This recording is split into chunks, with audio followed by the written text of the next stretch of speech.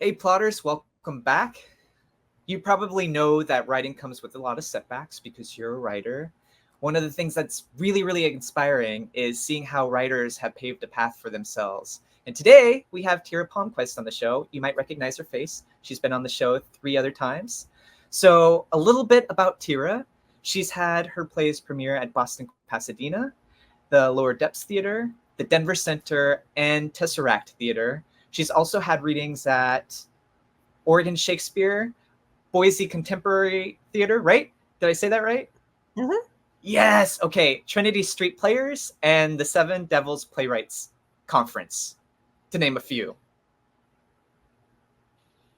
Tira, you have to stop being so successful so I don't have to memorize all of these things because it's too much. Sorry. Too much for my little brain. Don't be so talented. I refuse. So Tira, take me back to when your passion for writing started. I have a kind of a random but very specific memory of being maybe 5, maybe 6, and going to the library by myself. We lived in a very small town. So Yeah. me walking to the library was literally 2 blocks from my house to the library. And checking out so many books I couldn't carry them, and refusing to put any of them back. And so the librarian had to call my house. So my brother would come, he had to come and help me carry all of my books home. So I think that's fair to say that I was pretty captivated by the written word from a very young age. But my path to being a playwright is certainly a little more checkered than that, than a little bit, it's less easy to define. I will say that when I was in junior high and high school, I was always scribbling poems. I had notebooks and notebooks and notebooks of poems, and they're all probably miserable. But You don't have them anymore? You don't have them somewhere? I probably have some of them. They're in some box in my garage. But I would love to read so but I was also in, a band. I was in theater. I was one of those, band geek, drama geek, whatever geek kids in high school, right? Yeah.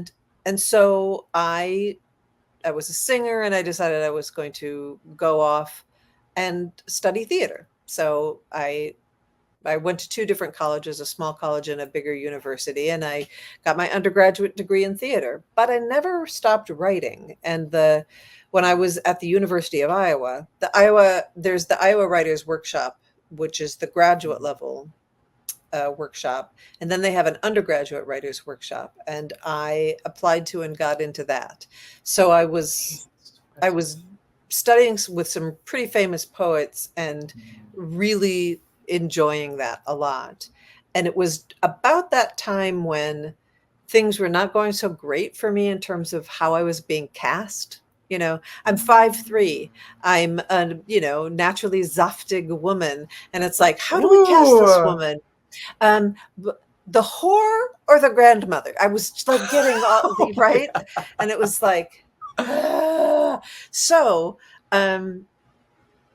I decided when my writing teacher, Jory Graham, said, well, you're going to go get an MFA in writing, right? And I had never thought of doing that because I didn't know that one would do that. Who does that? I didn't know.